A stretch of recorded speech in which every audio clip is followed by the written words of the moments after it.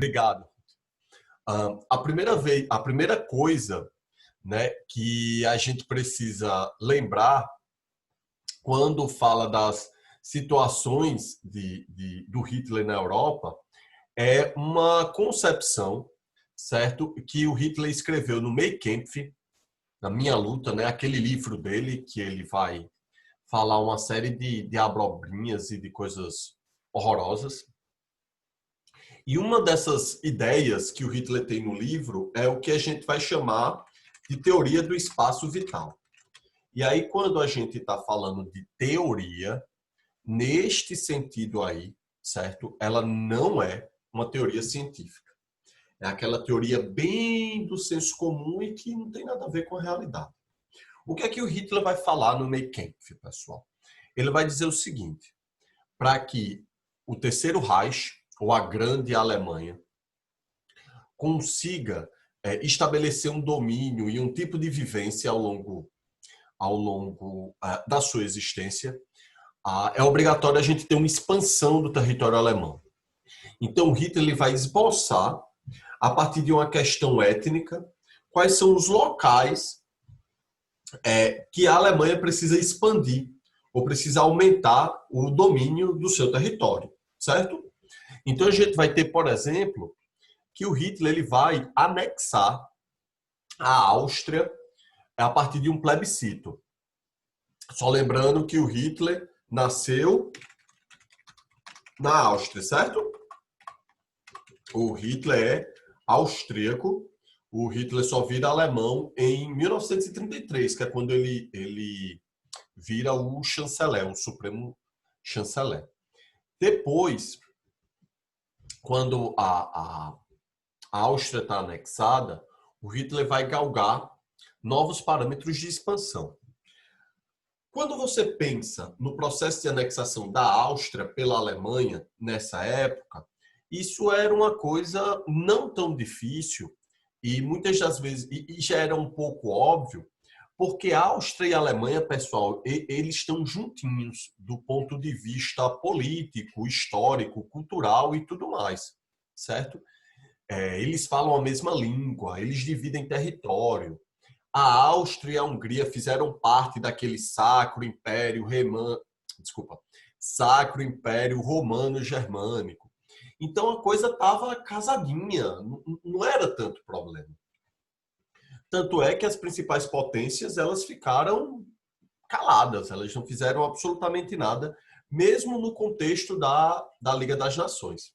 Desculpa, pessoal, porque está na hora do almoço aqui. Estou morrendo de fome e eu não tenho comida. O que é que acontece? Eles fizeram um plebiscito, certo? E a Áustria passou agora a ser território da Alemanha. Quando eles conseguem isso, o Hitler e o nazismo, de um modo geral, passam a ganhar confiança de conseguir implementar outras políticas de anexação. E aí eles olham, né? Eles começam a focar numa região da Tchecoslováquia, da antiga Iugoslávia, que era chamada de região dos Sudetos, certo? Essa região dos Sudetos, do ponto de vista geográfico e do ponto de vista econômico, era muito importante porque dava acesso ao leste europeu, que era tudo aquilo que o Hitler desejava na sua ideia de expansão e controle da Europa pelo nazismo por ele, né? Então, o que é que eles vão fazer com a região dos Sudetos? Eles vão ocupar essa região do ponto de vista militar. Eles vão pegar as tropas alemãs e vão posicioná-las na divisão e depois eles vão ocupar essa região e vão dizer, ó, isso aqui agora pertence a mim. Ao mesmo tempo que o Hitler fazia isso, né, de estar aumentando sua região, ele estava implementando reformas no exército, ok? Então, eu acho que vocês se lembram que no Tratado de Versalhes existia uma cláusula onde o exército alemão só poderia ter 100 mil soldados, né? coisa um pouco diferente dos 2 a 3 milhões de soldados que a Alemanha tinha na Primeira Guerra Mundial. E isso, para os alemães, foi uma vergonha absoluta. Porque quando você volta um pouco no tempo e você lembra, né, da formação do país Alemanha, o país Alemanha ele foi formado pelo PAU, pela Força Militar. Certo, pessoal? A gente vai ter o Otto von Bismarck, que vai ser um chanceler prussiano, que vai implementar essa política de anexação desses vários países, de pegar todo esse grupo de regiões que eram isoladas e independentes umas das outras para juntar para formar a Alemanha. E ele fez isso na base da guerra, certo? Ele vai fazer isso na base da guerra.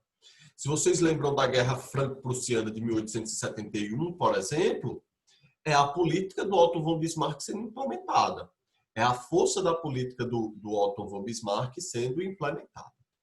Então, para o alemão, e principalmente para o Junker prussiano, né, para o soldado alemão, que era considerado um dos mais bem treinados soldados que existiam, ter seu exército reduzido para 100 mil pessoas é uma humilhação tremenda. Os generais não podiam comandar, os caras não podiam desenvolver armas, fazerem os treinamentos que queriam.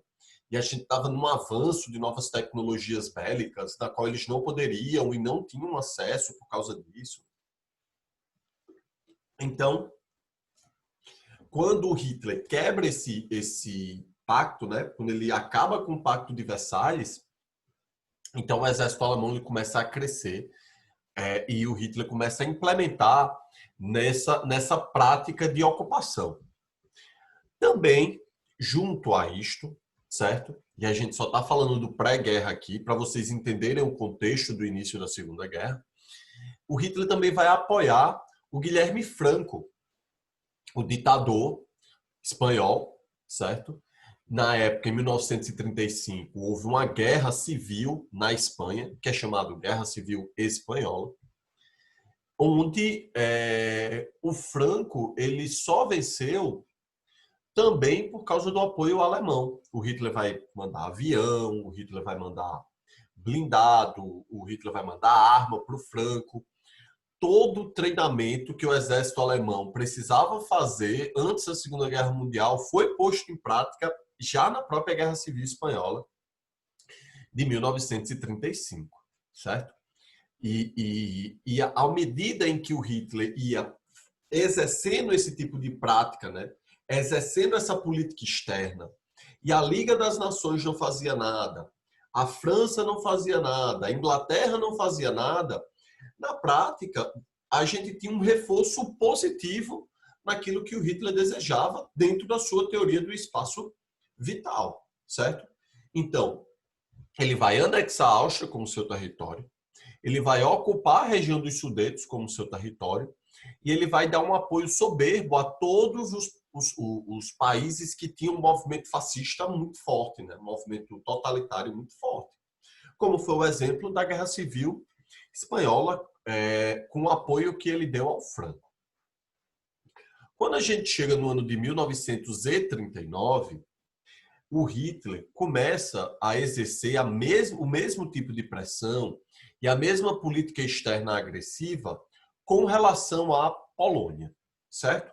O Hitler passou a dizer que parte do território polonês deveria pertencer à Alemanha, por uma questão histórica, política, etc., etc.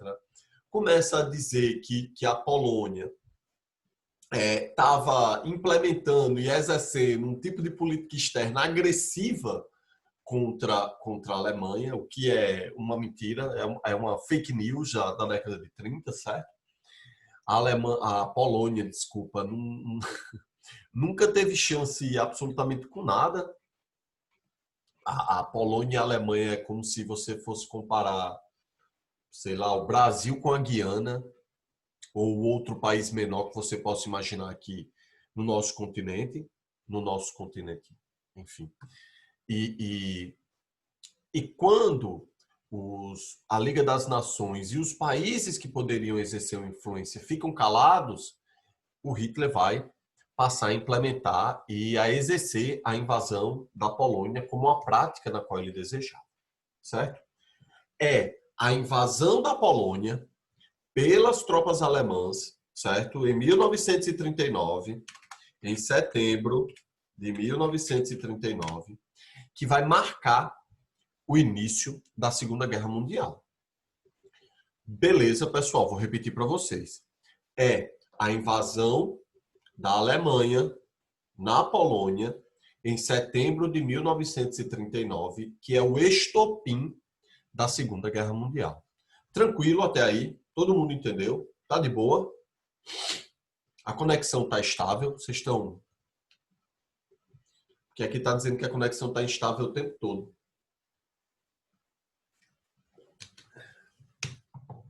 Não me deixem de touca, falem comigo no chat, por favor. Me respondam, ver se eu não estou de touca. Ninguém vai me responder. Só tem turno, que o resto deve estar dormindo ou tapeando. Olha só. Então, o que é que vai acontecer? Ao mesmo tempo que a Alemanha vai invadir a Polônia e dar início a essa Segunda Guerra Mundial, a União Soviética e a Alemanha vão assinar um acordo, certo? Um acordo que é um acordo comercial, que é um acordo militar e também é um acordo político, certo? É um acordo feito entre o Stalin e o Hitler, certo? Que a gente vai chamar de Pacto de Não Agressão ou Pacto Germano-Soviético. É um dos dois nomes que vocês podem ver no dia da prova de vocês, certo? No que consistia esse pacto? Durante 10 anos, a Alemanha e a União Soviética, elas não iriam se agredir, certo? Elas nem iriam lutar uma contra a outra, nem iria interceder ou influenciar na ação que alguma poderia tomar. Então, o Hitler, ele só deu início a essa invasão da Polônia em setembro de 1939, justamente porque ele tinha assinado de modo secreto esse pacto de não agressão com o Stalin. A Polônia, pessoal, ela fazia fronteira direta com a União Soviética e a invasão da Alemanha na Polônia poderia incentivar o Stalin a reclamar ou querer fazer algum tipo de guerra contra o Hitler. Então, o Hitler vai dizer, olha, a gente faz esse acordo aqui, a gente vai, inclusive, dividir parte do território polonês, a gente vai ceder parte desse território polonês aí, para que vocês não me incomodem, e deixe o resto que eu faço. Além disso, existia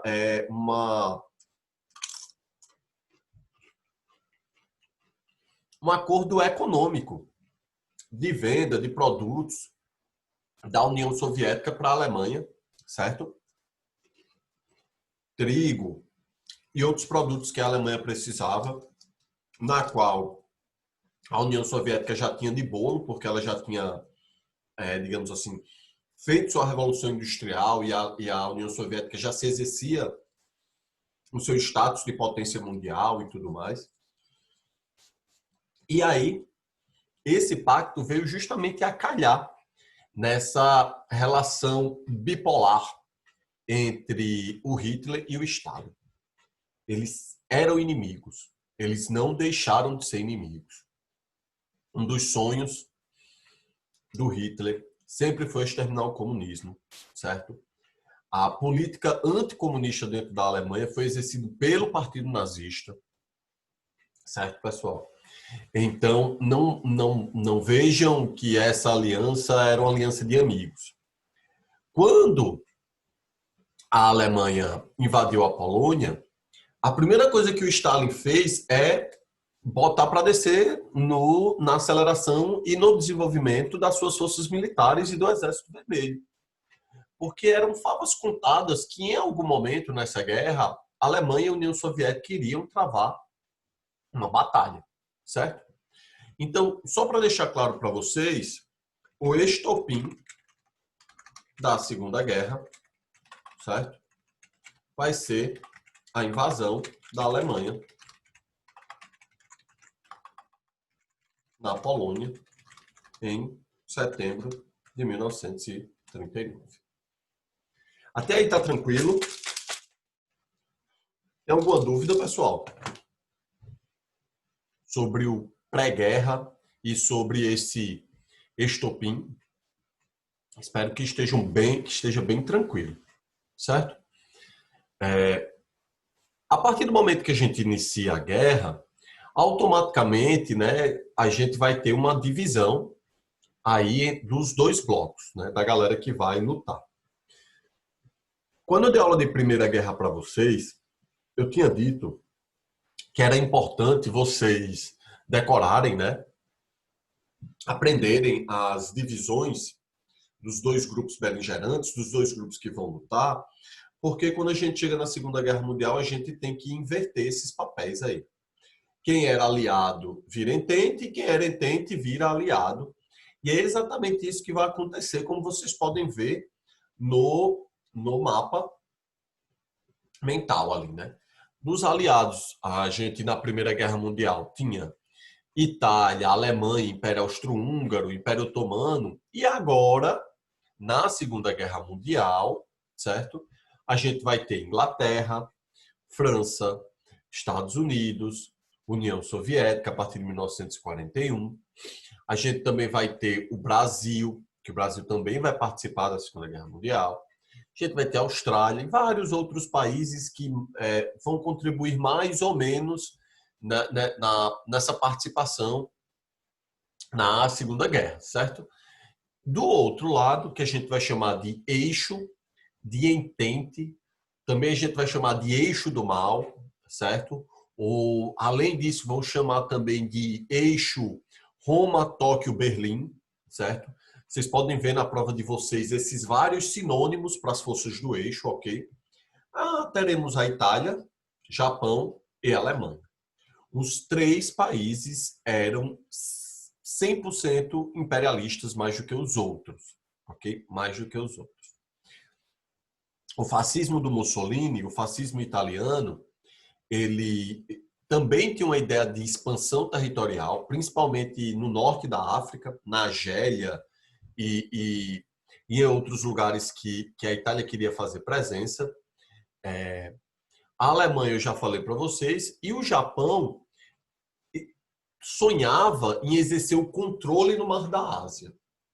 Em ser uma potência imperialista que exercia esse controle no Mar da Ásia. Então, ela queria conquistar parte da China, ela queria exercer o controle da Coreia, ela queria exercer o controle da Indochina, que hoje é o Vietnã, né, que hoje é o país Vietnã. Então, o Japão ele possuía as mesmas pretensões imperialistas do que outras forças do eixo. Então, a gente vai ter, a partir de agora, esses dois grupos sendo formados, e esses grupos é onde vão lutar ao longo dos 6 anos da Segunda Guerra Mundial, ok? Do ponto de vista geográfico, a gente vai ter o que a gente vai chamar de 3 grandes teatros de guerra nessa Segunda Guerra Mundial. O primeiro teatro de guerra, e o mais famoso deles, que a gente vai ver de filme, de tanto e tantas coisas que a gente fala aqui, vai ser logicamente na Europa. Certo, pessoal? Se vocês analisarem a geografia da Europa, vocês vão ver que a Europa é uma coisa louca do ponto de vista geográfico. E eu estava até conversando com um amigo meu que ele mora na Holanda e ele me mostrou uma imagem que eu achei sensacional. Queria até compartilhar com vocês para vocês verem como a geografia da Europa é algo, oh meu Deus, é algo muito louco, é algo muito surreal. Deixa aqui. Estão vendo essa imagem aqui? Digam que sim. Massa. Vejam o ponteiro do meu mouse, certo? Vejam o ponteiro do meu mouse. Essas linhas aqui, ó, é as fronteiras entre dois países, Bélgica e Holanda, certo? As fronteiras entre dois países, Bélgica e Holanda. Tudo o que tem fora aqui é Holanda. Tudo o que tem dentro é a Bélgica. Só que se você entra dentro daqui, você tem uma Holanda dentro da Bélgica. Então, isso aqui é Holanda, isso aqui é Bélgica, e isso aqui já vira Holanda de novo. Para vocês verem como a geografia do continente europeu ela é muito louca. E a gente que mora num país que tem uma dimensão continental, né, como o nosso, a gente às vezes sente uma certa dificuldade de compreender essas coisas e achar aqui é tudo misturado. E de fato é. Esta casa aqui, ó, tá vendo essa linha aqui? Tá vendo a porta dessa casa? Do lado esquerdo da casa é Bélgica. Do lado direito da casa é Holanda. Para vocês verem como o negócio aqui é louco de verdade. É realmente uma geografia que você demora um tempo para poder se acostumar, certo? Então, quando a gente está falando da guerra na Europa, a gente vai dividi-las em duas fases, certo? A primeira fase que a gente vai ter vai ser de 1939 até 1941. Esses 3 anos de guerra, de 1939, quando inicia, até dezembro de 1941, a gente vai ter o que é que eu vou chamar? A Alemanha ela vai tratorar nessa guerra. Ela vai exercer um controle, um domínio pouco antes visto numa guerra dessas proporções. Grande parte dessa expansão e dessa vitória alemã se dá através de uma tática de guerra elaborada por um general alemão chamado Hans Guderian. Vou até escrever o nome dele aqui. Hans Guderian. Ele era um marechal de campo, né? Marechal de campo é o nome que o exército alemão dá para os seus generais, certo? Marechal de campo. E ele vai desenvolver essa tática que a gente vai, que significa, que se escreve em alemão Blitzkrieg, que significa guerra relâmpago em bom português. No que consistia essa tática? Vejam bem, a ideia da Alemanha, quando implementou essa ideia, essa prática da guerra relâmpago, era de conseguir conquistar territórios de modo mais rápido possível, ok? E além de modo mais rápido possível, com uma economia de recursos, tentando não gastar armas, balas, comidas e perca de soldados através de rápidas vitórias em posições estratégicas. Então, o que é que eles faziam? Eles pegavam o seu corpo de blindados, certo? E eles se concentravam em uma linha de defesa que eles queriam, que eles desejavam quebrar, e aí eles passavam reto. Então, imagine grandes blindados, porque os blindados alemães, eles eram os melhores blindados que se tinham. Quem quiser se aprofundar nessa história, assistam Corações de Ferro, certo? É um filmaço com Brad Pitt. Aquele gato, aquele lindo aí, o 50 mais bonito do mundo. E o filme mostra justamente a potência que os blindados alemães possuíam em relação aos demais. Tanto em relação aos blindados norte-americanos, quanto em relação aos blindados da Inglaterra, da França e etc. Os blindados alemães eles eram maiores, eles tinham uma colete, não é colete salva-vida, colete de tiro, não. Eles tinham, desculpa, uma blindagem muito mais forte do que a blindagem dos tanques norte-americanos, ingleses e franceses. Então, eles aguentavam calibres de armas maiores do que os dos outros tanques, e eles exerciam esse controle, e eles foram exercendo através da Blitzkrieg, e através dessa prática, vitória atrás de vitória. O exército alemão de 1939 até 1941 não perdia praticamente nenhuma batalha com essa tática. Um dos generais que vão mais se destacar nessa prática da Blitzkrieg vai ser o Avion Rommel. Deixa eu escrever o nome dele aqui para vocês. Ele vai ficar depois conhecido como a Raposa do Deserto. Vou falar para vocês mais na frente, quando estivermos falando do palco de guerra na África, certo? A gente vai falar também do palco de guerra no Pacífico. Então, para vocês terem uma noção de como essa tática da Blitzkrieg ela foi muito efetiva e muito vitoriosa nesses primeiros anos de guerra, quando a invasão da Alemanha em cima da França, no final de 1939, o Avion Rommel vai conseguir quebrar a linha de defesa francesa e ele vai estender, né? Ele vai detonar, ele vai com seus tanques destruindo tudo, como se estivesse andando numa linha reta, sem ver ninguém, andando em linha reta e destruindo tudo. Ele vai conseguir avançar quase 200 quilômetros em um único dia. É como se você conquistasse praticamente um território de João Pessoa até depois de Recife, porque a gente tem 120 quilômetros de distância de um para o outro. E a gente está falando de um tanque que tinha a incrível velocidade de 20 quilômetros por hora.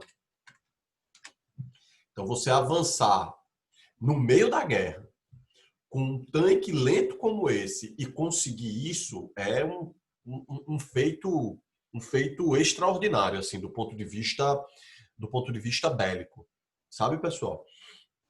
E só lembrando que a tática da Blitzkrieg não era só o uso maciço dos blindados para quebrar as linhas inimigas e avançar no território. A infantaria e as forças auxiliares elas ficavam muitas vezes atrás desse corpo de blindados para garantir a vitória e garantir o sucesso. Porque era o tanque passando e destruindo as coisas e a infantaria e quem vinha atrás terminando o serviço para exercer tanto o controle do território quanto para capturar e prender os seus inimigos. Ok? É graças a essa tática que em menos de 6 meses a França, que é ainda uma das maiores potências militares do mundo, vai cair nas mãos de Hitler. O Hitler vai passear, certo? O Hitler vai passear pela Torre Eiffel e vai ser mais uma daquelas humilhações homéricas que a França vai sofrer que a França vai sofrer da Alemanha, né? Não basta ter apanhado em 1871, ter sofrido na Primeira Guerra Mundial, ter feito aquele Tratado de Versalhes, o que é que acontece? Perde e Hitler vai passear. Aqui está a imagem para vocês do Hitler as tropas alemãs e a França vai cair nas mãos da Alemanha.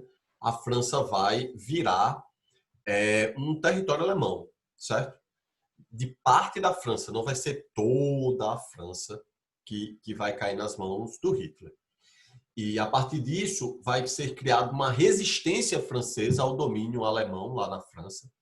Muita gente famosa vai participar dessa resistência. Inclusive uma pessoa que é nem tão famosa assim, né, fora dos meios historiográficos. Existe um historiador muito famoso, que a gente estuda ele quando entra em história, que é chamado Marc Bloch. Marc Bloch é um historiador de mão cheia aí da história da humanidade. E ele vai, inclusive, escrever um livro de teoria da história chamado A Apologia do Historiador. E ele vai escrever esse livro preso pelos alemães. E ele vai ser assassinado no final da da guerra em 1945, certo? Ao mesmo tempo que a Alemanha ia invadindo a França e ocupando grande parte do território francês, a Inglaterra ela tinha enviado tropas inglesas para apoiar a França, porque ela sabia que se a França caísse, a próxima a sofrer as pesadas consequências das invasões alemãs iria ser a Inglaterra. Porque a Inglaterra e França, elas fazem, entre aspas, uma divisão, uma fronteira. Aqui que eu quero mostrar para vocês. Acho que vocês já ouviram falar do Canal da Mancha, né? O Canal da Mancha é o canal que divide França e Inglaterra e existe um trem submerso que junta os dois países aí. Naquela época não existia. Então, esse Canal da Mancha, quando a França cai aqui, ó, fica muito mais fácil para a Alemanha fazer esse processo de invasão contra a Inglaterra. E aí que eu quero lembrar de vocês de um filme também maravilhoso, se vocês quiserem assistir, da outra dica para além do Corações de Ferro, que é o Dunkirk. Quem dirige, quem faz esse filme é o diretor que fez Batman, o Cavaleiro das Trevas, o Batman Dark Knight. É o Christopher Nolan. E quem atua nesse filme é o ator que fez Bane no terceiro filme da trilogia do Batman de Nolan, que é... Não acredito que eu esqueci o nome dele. Eu adoro tanto ele. É tão bom ator. Enfim, não vou lembrar. Esse filme ele fala justamente da fuga, certo, em massa, de 300 mil soldados ingleses que estavam presos nessa praia de Dunkirk, com as tropas alemãs chegando e que poderiam capturar de uma só vez 300 mil soldados ingleses. E que se eles tivessem capturado esses 300 mil soldados ingleses, possivelmente a Inglaterra não iria sobreviver e ela também seria invadida pela Alemanha, porque 300 mil soldados, pessoal, é uma quantia infinita, é uma quantia absurda, é uma quantia que poderia decidir uma guerra nessa proporção. Então, para conseguir trazer de volta todos esses soldados, o que é que vai acontecer? Os ingleses vão montar uma mega operação. Eles vão, inclusive, utilizar barcos de particulares, essas pequenas embarcações, esses veleiros e tudo mais, para trazer os soldados de volta para a Inglaterra. E se essa fuga não fosse bem sucedida, só trabalhar fazendo especulação, ficaria muito difícil para a Inglaterra lutar contra a Alemanha. Mas o desembarque do Dunkirk dá certo, e aí a Alemanha passa a controlar a França e passa a controlar também uma série de outros países europeus. A Holanda vai cair na mão, a Bélgica vai cair na mão, a Grécia também vai cair na mão da Alemanha, a Polônia já tinha caído na mão da Alemanha, a Suécia vai cair na mão da Alemanha, a Finlândia não caiu na mão da Alemanha por causa de uma questão de neutralidade, mas ela também vai sofrer pesadas consequências. Então, até 1941, a gente vai ter um amplo domínio alemão, certo? E uma quase conquista da totalidade do território europeu. Faltou Inglaterra e União Soviética, certo? Alguém tem alguma dúvida, pessoal? Tá tranquilo? Foi tranquilo? Segunda Guerra eu me empolgo e eu acabo falando sem controle. Tá de boa? Alguém tem alguma dúvida? Alguém tem alguma curiosidade? Estão em paz?